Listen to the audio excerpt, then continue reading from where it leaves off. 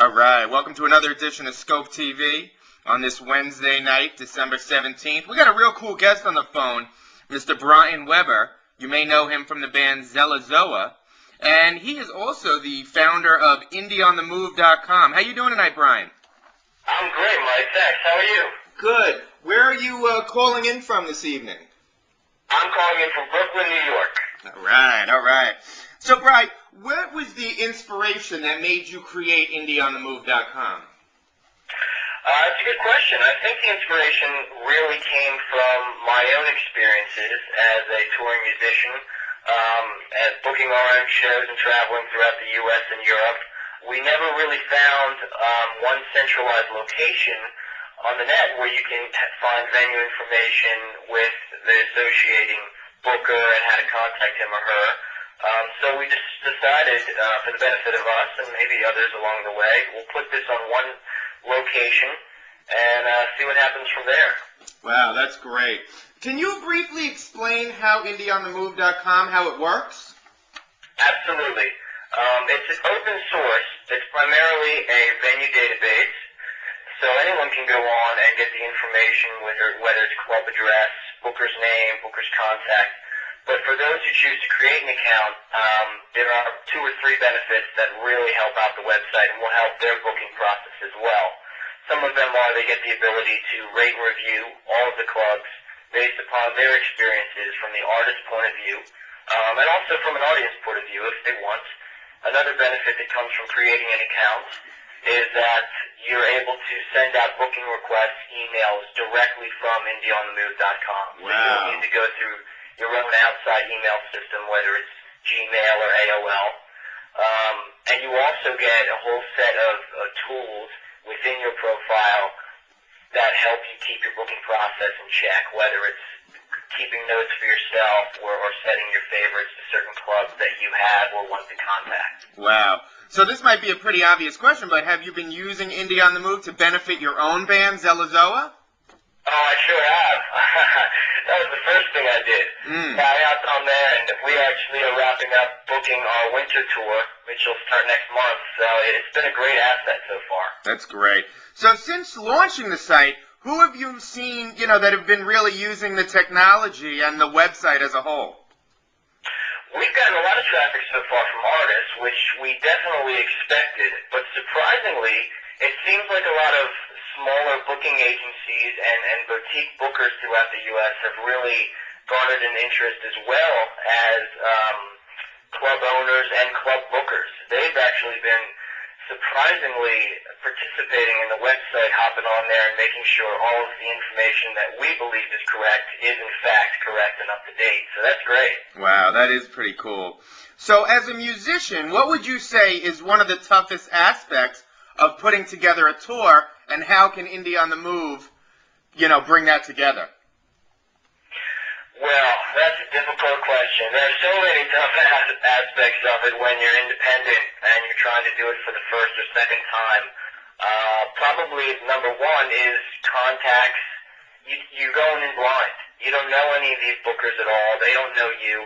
You have to really sell them on why your act should be allowed to not only come and play their room, but bring in an audience. You got to convince them that you're going to do as many promotions as possible to get people out to the show and to help the club do a good job, not only with bar sales, but with having people come back and build a reputation of their club. That's great. So that's probably the most difficult thing. You got to put together your sales pitch, and you got to really, really work and find some unique local acts that can work with you and help you out. And once you're able to put those 2 and 3 pieces together, it really becomes a lot easier.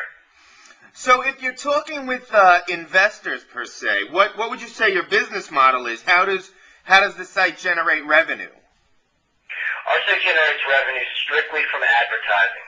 So everything is 100% for the user, 100% free. You can hop on, you can go from state to state, look at as many clubs as you want, and there's no cost whatsoever. Wow, that's great. So any early success stories? I mean, I know the site hasn't been up long, but any early success stories of bands, being able to launch their tour thanks to the site, or, getting a gig thanks to the site? Oh, sure. We've received countless emails from bands nationwide just thanking us very much for such a great resource that maybe they've already used. They've already booked several shows, maybe even a 2-week tour, or something that they've checked it out several times and they're going to be using it within the next several months. But, heck, I got an email today from a band in Norway that is using the website to book their upcoming '09 U.S. tour. Wow, that's really cool. So, if I'm in a band, and this is my first time hearing of IndieOnTheMove.com, what would you say in a quick 15-second pitch why musicians should be using this site, why this is the site to use when setting up gigs and tours? Number one, it's 100% free. Number two, it is built by and maintained by independent musicians who have toured throughout the U.S. and Europe independently, done it themselves. So we know what it's like to be out there and to be fighting for your act and your reputation. So hop on there, and we're here to help. That's great. So now, obviously, we all know that the CD is fading away. We are slowly but surely seeing a demise. Why do you think touring will always be around for bands? What is it about the touring aspect of being a musician that will always stay?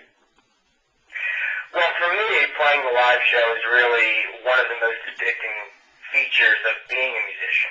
You know, you sit at home, you write the songs, which is a whole other beast. You go into the studio, you record a whole other beast. But being able to go out there and be face-to-face with fans and friends and family, whoever you're playing to, and show them all of these creations you've come up with your group, that is just an amazing feeling. And there's nothing more valuable than human-to-human contact when you're trying to promote or sell any product. And that's why I think it's going to be around forever. And not only that, but, heck, in the history of music so far with the labels, that tends to be the trend where most artists are making their money these days. Because, like you said, CD's obsolete, and even if it wasn't obsolete yet, the label's taking a massive cut of whatever those sales are. Wow, and that's so true. So my final question, so for people who have now listened in and watched this interview, where can people learn more about IndieOnTheMove.com and also Zelazoa? Well, Indie on the Move, you can just go directly to the website, www.indieonthemove.com. There's plenty of information there. We have a bunch of touring tips, and you're welcome to email us anytime with any questions or concerns you come up with, or clubs you want to add, or edits you want to make to a club that's there. Regarding Zelazoa, you can just go to that website too. It's ZELAZOWA.com, and we're going to be hitting the road next month, so maybe we'll see you around.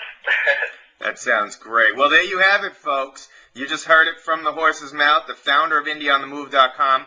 Log on and start booking your tour today.